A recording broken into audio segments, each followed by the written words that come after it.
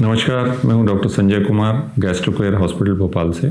आज हम बात करते हैं लिवर सिरोसिस की कॉम्प्लिकेशंस की। लिवर सिरोसिस आप जानते हैं वो कंडीशन है जिसमें कि लिवर डैमेज हो जाता है, लिवर कड़क हो जाता है और अपना काम बखूबी नहीं कर पाता। तो लिवर सिरोसिस हो जाने पर पेशेंट को क्या होता है, क्या कॉम्प्लिकेशंस हो सकती हैं? तो हम अपने सब पेशेंट्स को बताते हैं कि कुछ खास चीज़ों के लिए सतर्क रहें। पहली ये कि लिवर सिरोसिस की पहली कॉम्प्लिकेशन है खून की उल्टी होना या खून का रिसाव होना। तो ऐसे पेशेंट्स को हो जाता है पोर्टल हाइपरटेंशन, यानी पेट की नसों में दबाव ज़्यादा हो जाता है। जैसे हमारा ब्लड प्रेशर होता है, ऐसे हमारे पेट की नसों में भी एक ब्लड प्रेशर होता है। तो जब ये ब्लड प्रेशर बढ़ जाता है तो कुछ एबनॉर्मल जगहों पे ये नसें बन जाती हैं, जैसे फूड पाइप में या स्टमक के ऊपरी हिस्से में। तो ये नसों में जब भी प्रेशर बढ़ता है तो इनको खून की उल्टी हो सकती है। तो नंबर 1 कॉम्प्लिकेशन है लिवर सिरोसिस के पेशेंट में खून की उल्टी होना या काले रंग की टट्टी होना। कई बार खून मुंह से नहीं निकल पाता, अंदर ही अंदर आंतों का पूरा रास्ता चलते हुए मल के रास्ते से बाहर आता है और तब तक उसका रंग परिवर्तन हो जाता है और वो ब्लैक स्टूल या टैरी स्टूल के रूप में आता है। तो अगर ऐसी कॉम्प्लिकेशन लिवर सिरोसिस के पेशेंट को हुई है तो उसे तुरंत अस्पताल जाना है और आपके डॉक्टर अर्जेंट में एक एंडोस्कोपी करेंगे। एंडोस्कोपी करके देखेंगे कि वो खून का रिसाव कहाँ से हो रहा है और उसको एंडोस्कोपी के माध्यम से सील कर दिया जाता है। इस प्रक्रिया को बैंडिंग कहते हैं या एंडोस्कोपिक वेरिसियल लाइगेशन कहते हैं। तो इसके ज़रिए हम इस खून की उल्टी का निदान कर सकते हैं। ये प्रक्रिया एक ही बार में ख़त्म नहीं होती, इसको हर 2 से 3 हफ्ते में रिपीट किया जाता है और 4-5 सेशंस के बाद उनकी पूरी नसें सील हो जाती हैं। तो इस कॉम्प्लिकेशन का खतरा बहुत कम हो जाता है या नहीं रहता है। ये हुई नंबर 1। दूसरी कॉम्प्लिकेशन जो होती है इन पेशेंट्स में वो होती है एसाइटिस, यानी पेट में पानी भर जाना। ये सबसे कॉमन समस्या है और इस पर हमने कई बार बात भी की। तो लिवर सिरोसिस के पेशेंट को एसाइटिस जब होता है तो उनका पेट फूलने लगता है, वो भरपेट खाना नहीं खा पाते हैं और सांस लेने में तकलीफ भी होने लगती है। तो इससे बचने के लिए उपाय ये हम कहते हैं कि आपको नमक का सेवन कम करना है और पानी का सेवन भी कम करना है। लगभग हर मरीज़ को हम कहते हैं कि आप दिन भर में 1 लीटर से अधिक पानी ना पिएं और नमक की मात्रा आपके खाने में 24 घंटे में 2 ग्राम से अधिक नहीं हो। अगर आप ऐसा करते हैं तो आपके पेट में पानी भरने की संभावना कम रहेगी लिवर सिरोसिस के होते हुए भी। परंतु अगर फिर भी पानी भरता है तो उसके लिए दवाइयाँ दी जाती हैं जिनको हम डायूरेटिक्स कह रहे हैं, और उससे भी अगर कंट्रोल नहीं होता तो पैरासेंटेसिस किया जाता है, यानी पेट का पानी निकाला जाता है, जो एक सिरिंज के माध्यम से, नीडल के माध्यम से पेट में लगाकर पानी को बाहर निकाल लेते हैं। तो ये हुई दूसरी कॉम्प्लिकेशन। जो तीसरी कॉम्प्लिकेशन है वो ये है कि इन्फेक्शंस होते हैं इन पेशेंट्स को। तो इन्फेक्शंस जनरली पेट के पानी में होते हैं, जिसको स्पॉन्टेनियस बैक्टीरियल पेरिटोनाइटिस कहते हैं। ये पानी जो पेट में जमा है इसमें इन्फेक्शन हो जाता है, जो अपने ही आंतों के बैक्टीरिया जो होते हैं, आंतों में आप जानते हैं कि बहुत सारे बैक्टीरिया होते हैं और ये बैक्टीरिया जब अंदर ही अंदर ट्रैवल करके पानी में पहुँच जाते हैं तो इनको पेरिटोनाइटिस हो जाता है। तो ये एक बड़ी सीरियस समस्या है और इसका पेशेंट अगर जल्दी इलाज इसका चालू ना किया जाए तो बहुत तेज़ी से डिटोरेट होता है, ख़राब होता जाता है, उसकी किडनी पे असर आ जाता है, उसको बेहोशी आ सकती है और सेप्टिसीमिया हो सकता है। तो इसको जल्द से जल्द पकड़ना ज़रूरी है।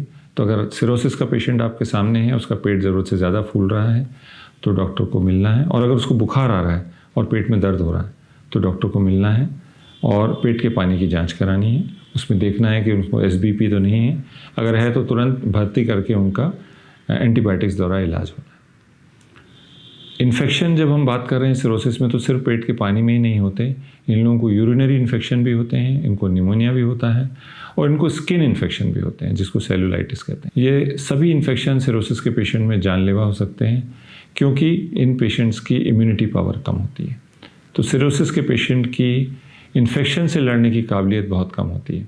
आप जानते हैं कि जब भी हम किसी को एंटीबायोटिक देते हैं उसमें बैक्टीरिया को किल करने की क्षमता तो होती है, पर वो काम हमारे सिस्टम के थ्रू ही करता है। तो इम्यूनिटी की ज़रूरत है हमको एंटीबायोटिक्स के प्रॉपर असर के लिए। तो एक सिरोसिस या ऐसे किसी भी इम्यूनोसप्रेस्ड स्टेट के पेशेंट को भले ही हम अच्छी से अच्छी एंटीबायोटिक दें, इनका कंट्रोल, इन्फेक्शन कंट्रोल मुश्किल से या देरी में होता है। तो इसीलिए कहते हैं कि इनको इन्फेक्शन होने ही ना दें। तो बहुत ध्यान रखें कि इनको, इसलिए बोलते हैं इन्फेक्शन से बचने के लिए जब भी आप क्राउड में जाते हैं तो मास्क पहन के जाएं, जब भी बाहर से आते हैं तो हाथ ज़रूर धोएं, कहीं भी ऐसी जगह खाना ना खा लें जहाँ सफाई से ना बना हो। तो सिरोसिस के पेशेंट में इन्फेक्शन से बचने के लिए सभी प्रिकॉशंस बहुत ज़रूरी हैं। इसके अलावा चौथी जो समस्या है वो है हेपेटिक एन्सेफेलोपैथी, यानी इन पेशेंट्स को बेहोशी आ सकती है, हेपेटिक कोमा हो सकती है। तो कोमा की भी बहुत सी स्टेजेस होती हैं, स्टेज 1, 2, 3, 4 होती है। स्टेज 4 का पेशेंट वो है जो पूरी तरह बेहोश हो जाता है, और स्टेज 1 और 2 के पेशेंट वो हैं जो थोड़े कन्फ्यूज्ड होते हैं, जिनका मेमोरी लॉस होता है, जिनको ये नहीं समझ में आ रहा होता कि वो कहाँ हैं, किससे क्या बात करनी है। तो ये भी लक्षण है लिवर सिरोसिस के कॉम्प्लिकेशन का। तो हेपेटिक एन्सेफेलोपैथी वो चौथा स्थिति है जो कॉम्प्लिकेशन के रूप में सिरोसिस के पेशेंट को होती है। इससे बचने का एक बड़ा सुगम उपाय है वो ये कि पेशेंट को कॉन्स्टिपेशन ना होने दें, क्योंकि जब भी उनको कब्ज़ होती है तो आंतों से बनती अमोनिया जो है वो ब्रेन के ऊपर चली जाती है और पेशेंट को गफलत होने लगती है और बेहोशी में जाने लगता है। तो इससे बचने के लिए उनके मोशंस 2 से 3 मोशन रोज़ाना होने चाहिए। इसके लिए बहुत सी दवाइयाँ भी हम लोग देते हैं। तो दवा या खान पान के ज़रिए ये इंश्योर करें कि एक सिरोसिस के पेशेंट को 2 से 3 बार लैट्रिन ज़रूर हो। इसके अलावा सिरोसिस के पेशेंट में बहुत सारी और प्रॉब्लम्स आती हैं जिनको हम कहते हैं कोएगुलोपैथी होती है, लिवर कैंसर होता है। तो लिवर कैंसर वो मुख्य समस्या है जो लिवर सिरोसिस के पेशेंट को हो सकती है।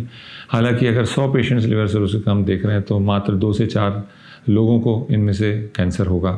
पर इसके लिए बहुत ज़रूरी है कि इन पेशेंट्स को समय समय पर एग्ज़ामिन किया जाए, उनके लक्षणों की जांच की जाए, उनकी एक सोनोग्राफी हम कहते हैं हर 6 महीने में किया जाना चाहिए, और एक ब्लड टेस्ट होता है जिसको कहते हैं अल्फा पीटोप्रोटीन।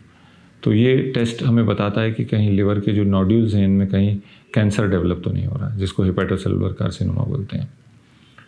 तो इन सब कॉम्प्लिकेशंस को ध्यान रखना है अगर आपको सिरोसिस है या आपके परिवार में किसी को सिरोसिस है, और इन पर नज़र रखते हुए इस पेशेंट्स की केयर करना है, क्योंकि कोई भी कॉम्प्लिकेशन का मैनेजमेंट तभी अच्छा हो पाएगा जब आप उसको समय से पकड़ेंगे। तो लिवर सिरोसिस के कॉम्प्लिकेशन संबंधी ये जानकारी आपको अच्छी लगी हो तो हमारे चैनल को सब्सक्राइब करें, और आपका कोई भी सवाल हो तो कमेंट बॉक्स में डालें। नमस्कार।